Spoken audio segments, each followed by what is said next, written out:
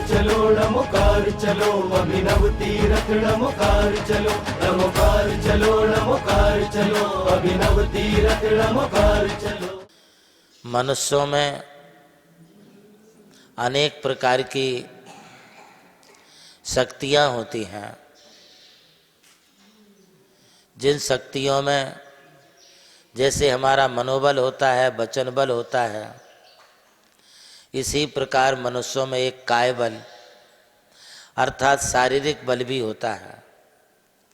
शक्ति है, आप जैसा उपयोग करना चाहें वैसा कर सकते हैं। और यदि शक्ति का हम दुरुपयोग करते हैं तो उसका दुरुपयोग भी हो सकता है।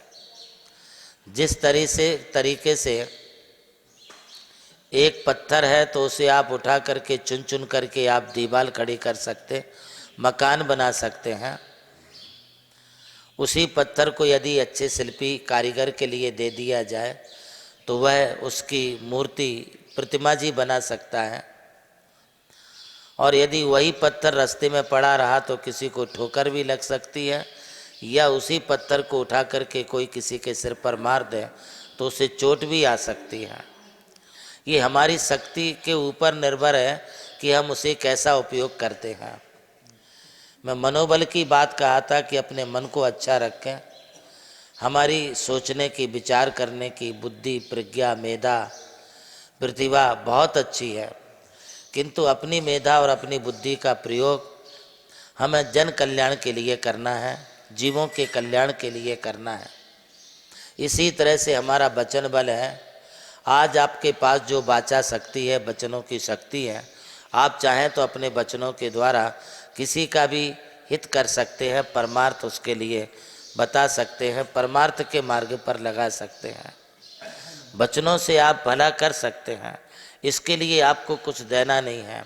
किंतु आपने वाचा शक्ति पाई कि मेरे जैसा वक्ता, मेरे जैसा बोलने वाला, मेरे जैसा सुरीला कंठ, मेरी जैसी आवाज़, मेरे जैसा शब्दों का सहनसाय कोई दूसरा नहीं है।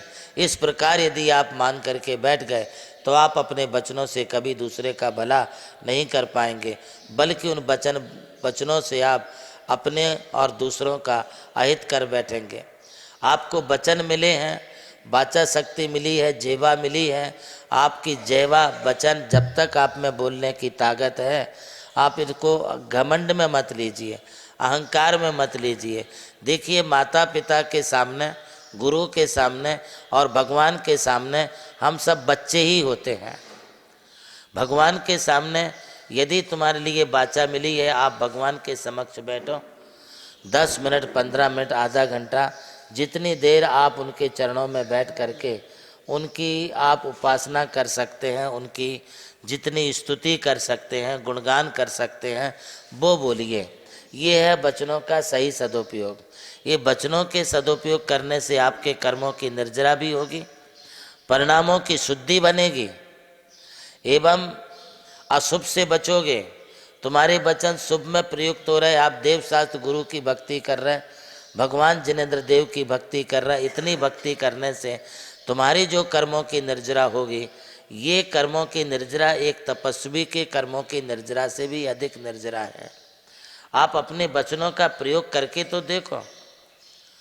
हमें जैन समाज में पैदा हुए हैं, आप नमोकार मंत्र बोलिए, भक्तामर बोलिए, कोई भी एक स्तुति बोलिए, जितनी देर आप बोलेंगे उतनी देर आपके परिणामों में आपके लिए बहुत अच्छा लगेगा, मन को शांति मिलेगी। फिर आप जब भी बोलते हैं अच्छे उच्च स्वर में, कंठ में तुम सरस्वती को विराजमान करके, सरस्वती को याद करके फिर आप बोलिए। आपको एक अर्घ भी बोलना है ना। हम नहीं कहते कि आप 4 अर्घ बोलिए, एक ही अर्घ बोलिए, किंतु अच्छे से बोलिए, मीठे सुर में, सुरीली आवाज़ में गा कर के आप बोलिए। यदि आप भगवान के समक्ष अपने वचनों का प्रयोग नहीं करेंगे, नहीं गाएंगे, नहीं बोलेंगे, तो आप क्या फिल्मी गाना गाते हुए क्या रोड पर घूमेंगे? क्या घर में आप वो गाएंगे? आपको सरस्वती मिली है, वाचा मिली है, कंठ मिला है, आप अच्छी आवाज़ में भक्तामर के कड़वे बोलिए। इससे आपको बहुत अच्छा लगेगा, आपका दिन भी अच्छे से व्यतीत होगा। और स्तुति करने से ये अरिहंत की भी स्तुति हो जाती है। अभी तो मैं आपके लिए सिर्फ दर्शन विशुद्धि के लिए बोल रहा हूँ। ये दर्शन विशुद्धि भावना भी आपकी होती है, अरिहंतों की भक्ति इससे हो जाती है, आचार्य उपाध्याय साधुओं की भक्ति इससे हो जाती है। आप ये कभी मत सोचो कि मैं तो गा ही नहीं सकती, मेरे को गाना नहीं आता। नहीं आता ना, आपको पूजा तो आती है। जब आप पूजा बोल लेती हैं तो इससे अच्छा और क्या कंठ चाहिए। अपन कोई सिंगर थोड़ी है, अपन कोई बॉलीवुड सिंगर तो है नहीं कि आपके लिए कोई बड़ी स्टेज बड़े मंच पर गाना हो। हम तो भगवान के मंच पर भगवान के सामने गाने वाले हैं। आप 2-4 स्तुतियाँ ऐसी याद रखो कि कभी कभार आपके लिए संकट की घड़ी में यदि भगवान का कोई भजन बोलना है, भगवान का कोई आपके लिए स्तुति बोलनी है तो आपके लिए याद रहनी चाहिए, आनी चाहिए। चाहे हिंदी में हो, चाहे मराठी में हो, चाहे गुजराती में हो। कन्नड़ वाले कन्नड़ में बोले और अंग्रेजी वाले अंग्रेजी में बोले, संस्कृत बोले। आप जितनी अच्छे उच्च स्वर से बोलेंगे आपको उतनी ही अधिक आपको भी लगेगा कि हाँ मेरा मन अब लग गया है। अब गड़बड़ी में आप भगवान जी का अर्घ बोलते हैं, उसमें मन नहीं लगता है। हड़बड़ी और गड़बड़ी, ये दोनों चीज़ों से बचो। जब आप मंदिर आए हैं, गुरु के पास आए हैं, उतनी देर आप निर्विकल्प हो जाओ। घर में हैं तो मंदिर जाने की गड़बड़ी, मंदिर में आए तो मंदिर से घर जाने की गड़बड़ी, घर में हैं तो गुरु के पास आहार दान देने को जाने की गड़बड़ी, और आहार दान देने के लिए आए हैं तो 1 मिनट में तुरंत अपने लिए महाराज जी पहले हमसे लो, हमको जाना है, हमको जाना है। ये गड़बड़ी।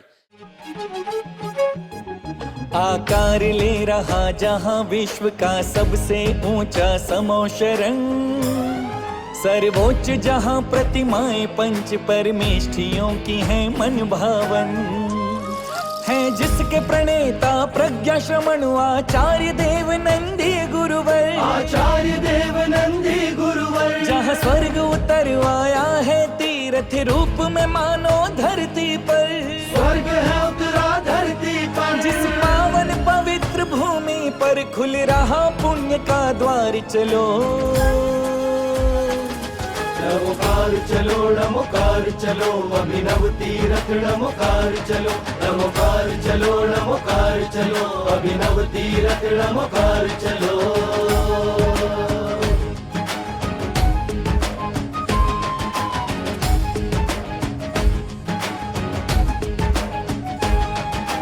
अरिहंतो भगवंत इंद्र महिता, सिद्धाश्च सिद्धीश्वरा, आचार्य जिन शासनोन्नति करा, पूज्य उपाध्याय का, श्री सिद्धांत सुपाठ का मुनिवरा, रत्नत्रयाराधिका, पंचैते परमेष्ठिनः प्रतिदिनं कुर्वन्तु ते मङ्गलम्, कुर्वन्तु मे मङ्गलम्, कुर्वन्तु नो मङ्गलम्।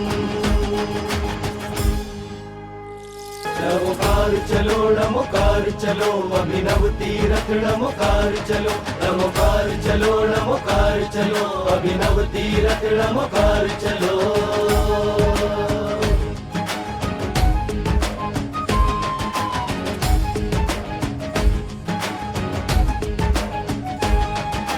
अरिहंतो भगवंत इंद्र महिता, नमोकार चलो, नमोकार चलो, अभिनव तीरथ नमोकार चलो, नमोकार चलो, नमोकार चलो, अभिनव तीरथ नमोकार चलो।